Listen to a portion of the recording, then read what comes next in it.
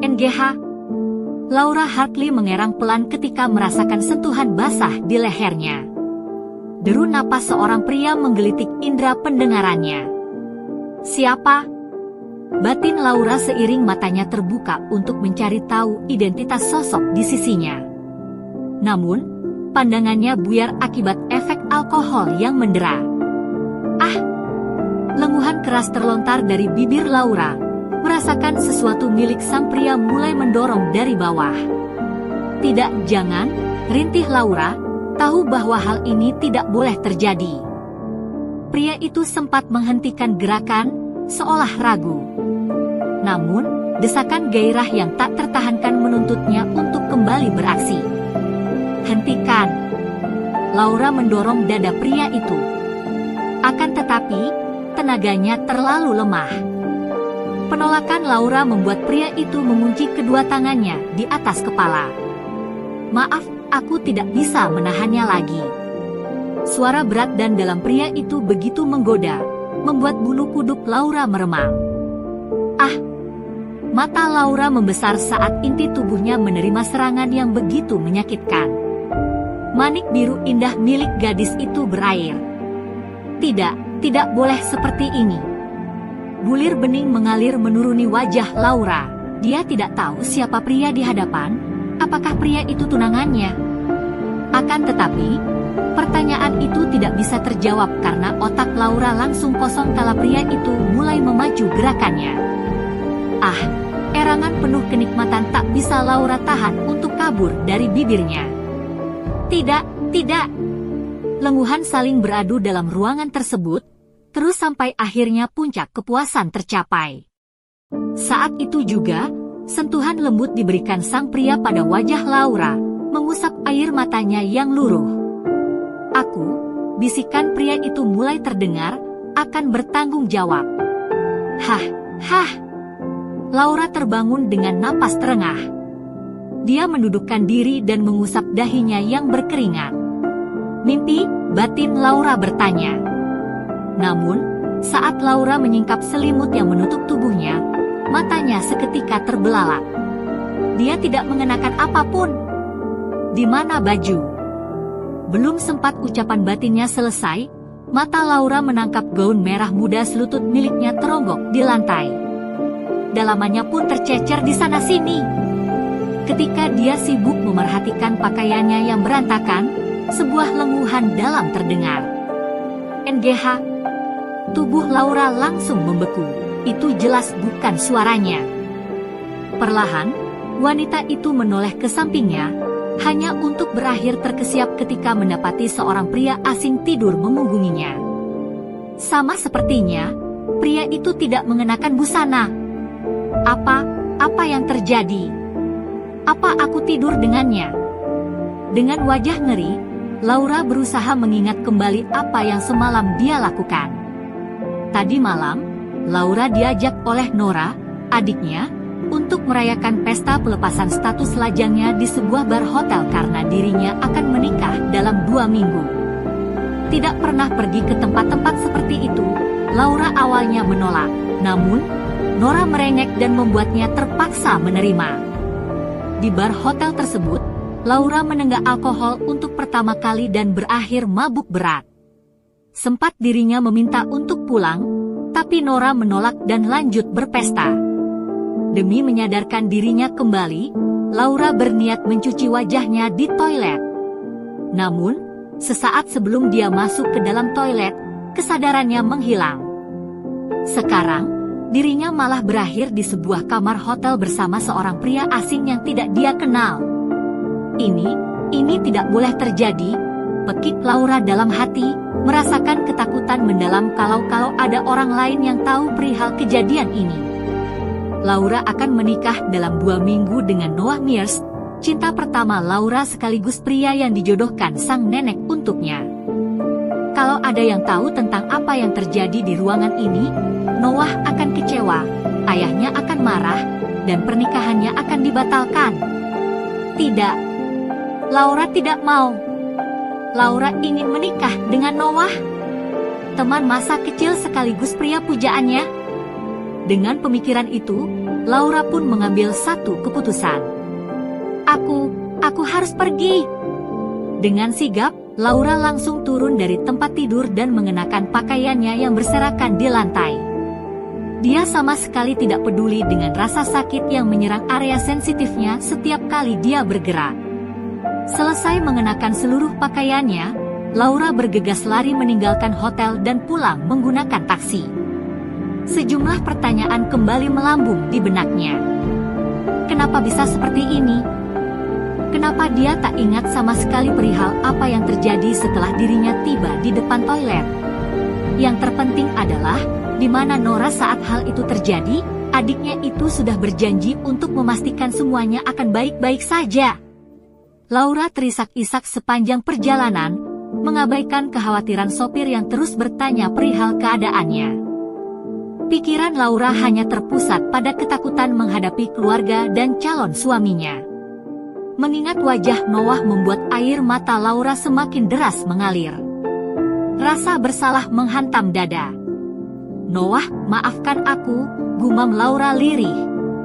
Noah begitu baik padanya, tapi Laura malah mengkhianatinya. Ketika taksi berhenti tepat di depan pagar rumahnya yang menjulang tinggi, Laura diam-diam masuk melalui pintu belakang.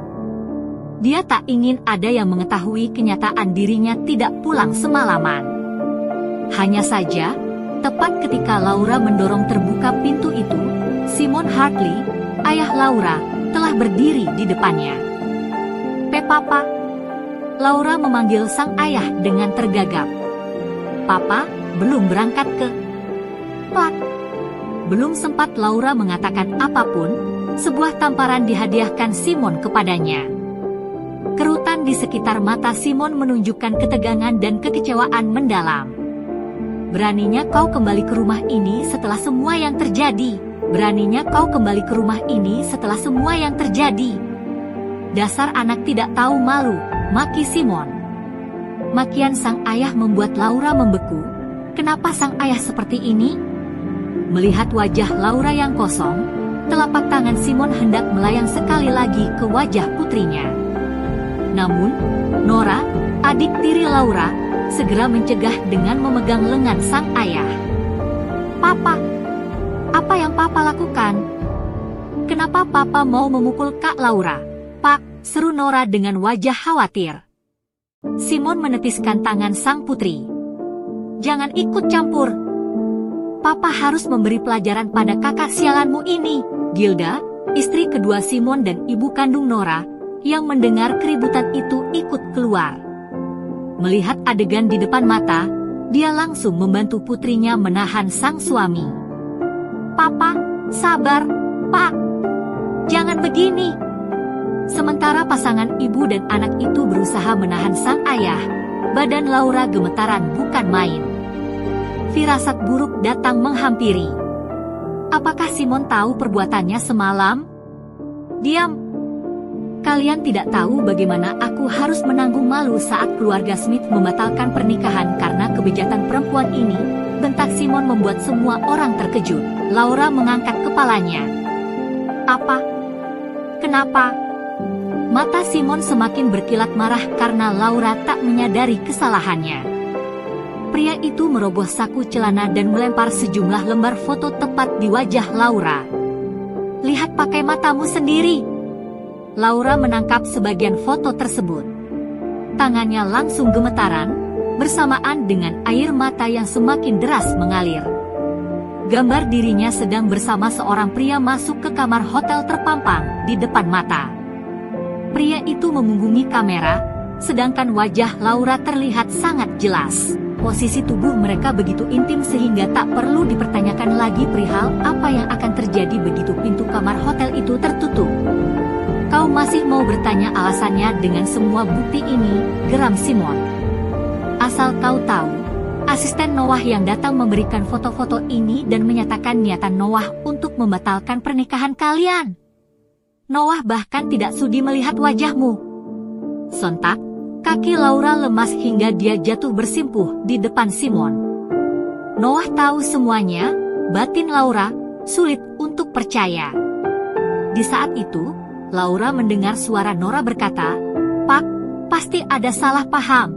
Nggak mungkin Kak Laura berbuat seperti ini." Gadis itu menoleh kepada Laura. "Kak, ayo jelaskan." Mendengar ucapan Nora, Laura menatap sang adik tiri dengan pandangan kosong. Bukankah semua ini seharusnya lebih diketahui oleh Nora yang di malam sebelumnya sepenuhnya sadar? "Kau yang mengajakku ke sana, Nora?" Tangisan Laura pecah seiring dia memegang lengan adiknya dengan kuat. "Bukankah seharusnya kau yang lebih tahu mengenai apa yang terjadi setelah aku mabuk?" "Kakak."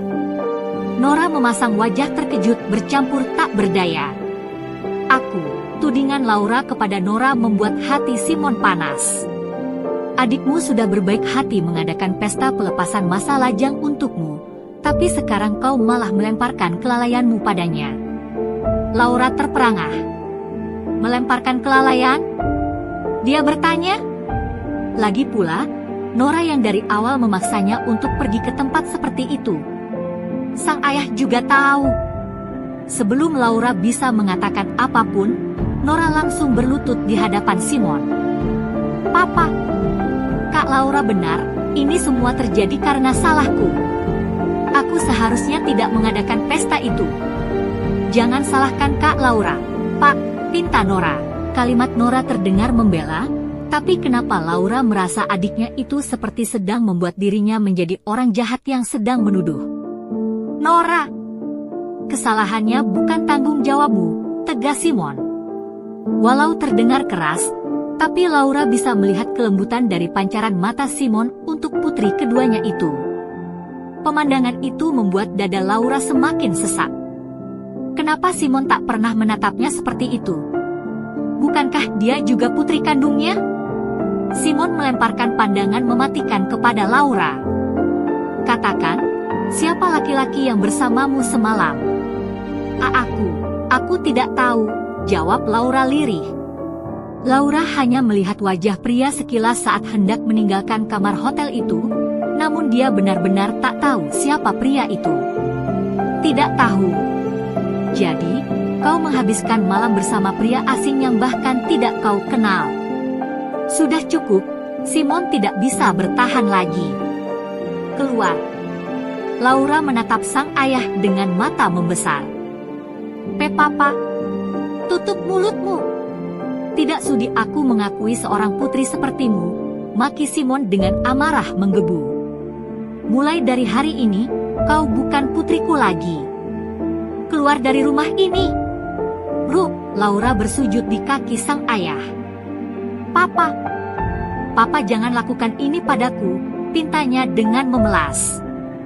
Kemana Laura harus pergi kalau dirinya diusir dari rumah ini? Dengan dingin, Simon berseru lantang, "Penjaga! Usir perempuan tidak tahu diri ini keluar dari kediaman."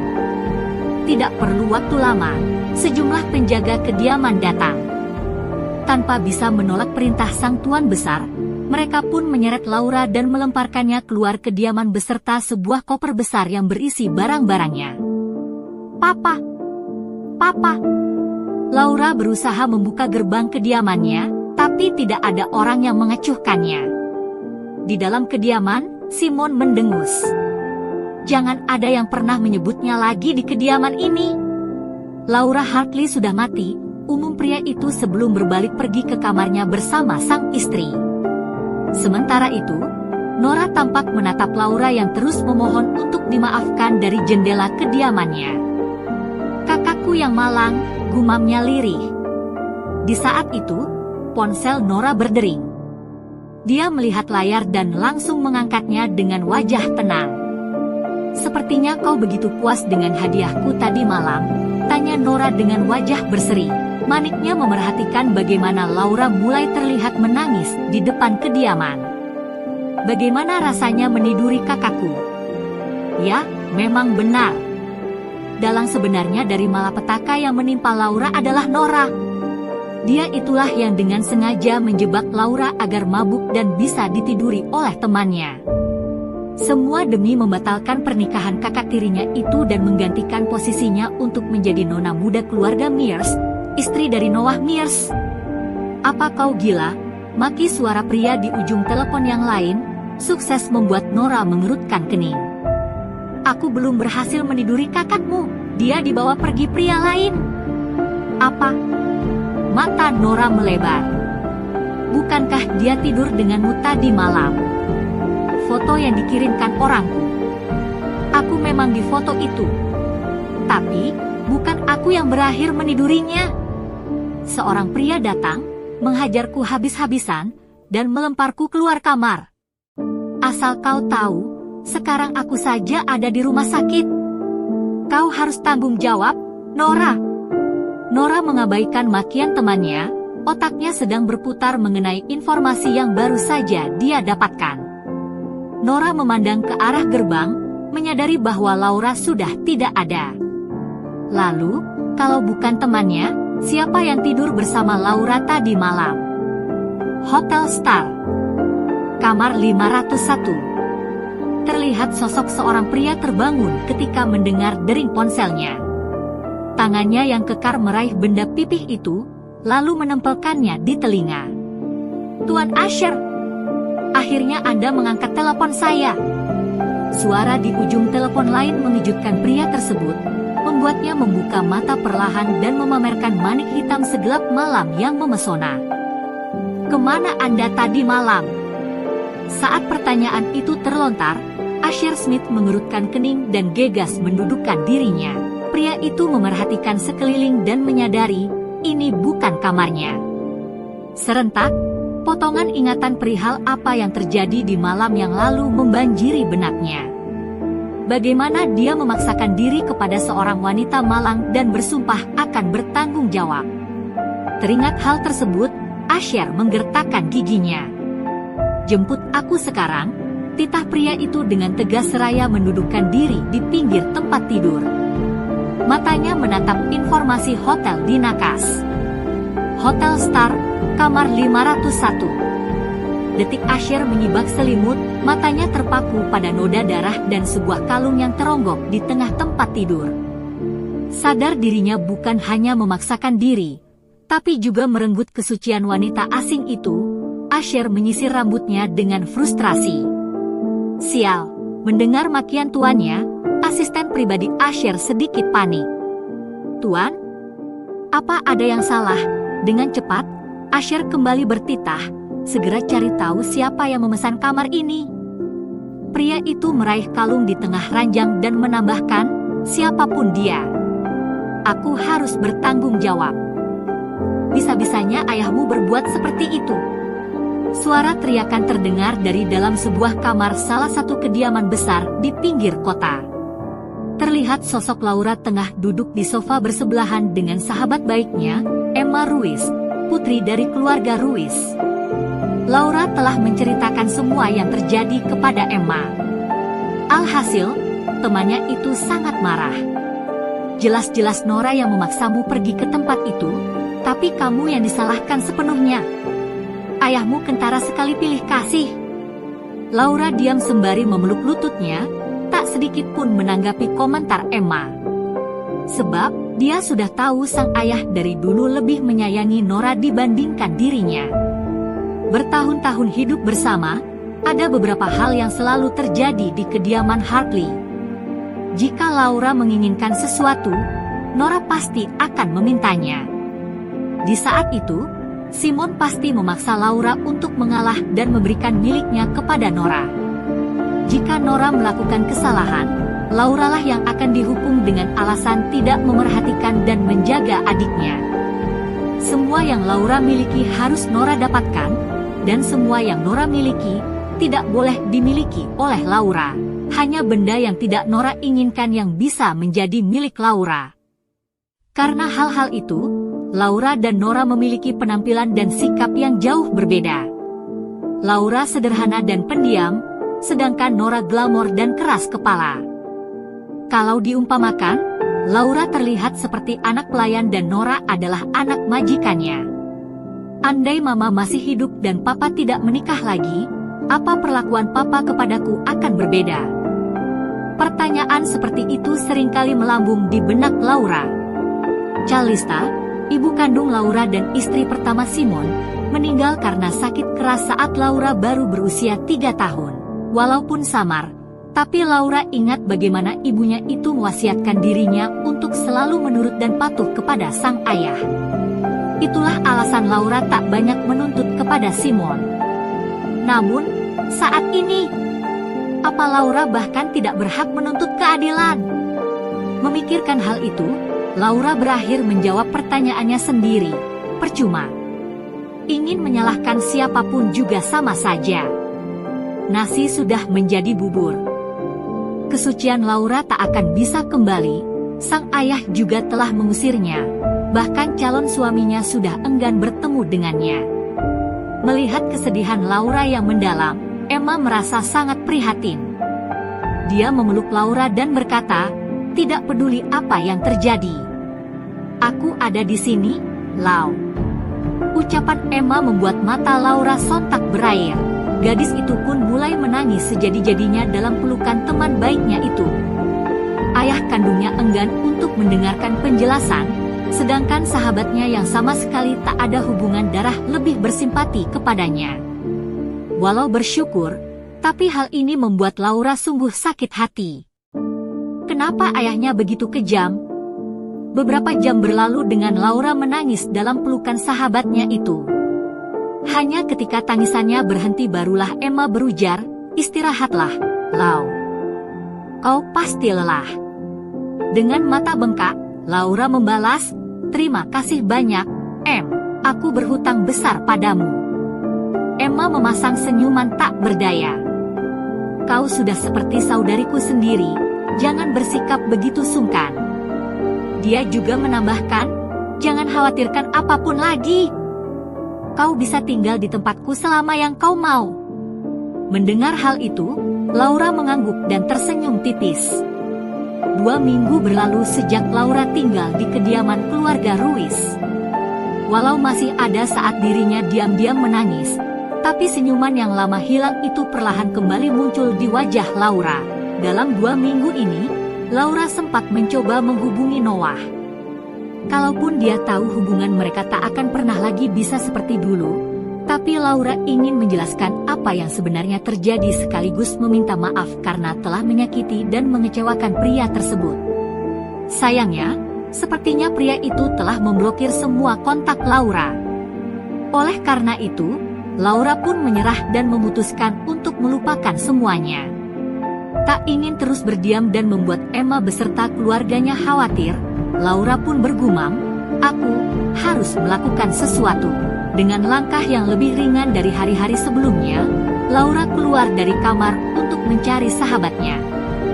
Ketika hampir sampai di lantai 1, Laura melihat Emma dan Alan, kakak Emma, sedang menonton siaran televisi sambil memaki. Apa mereka gila? Teganya mereka melakukan ini kepada Laura.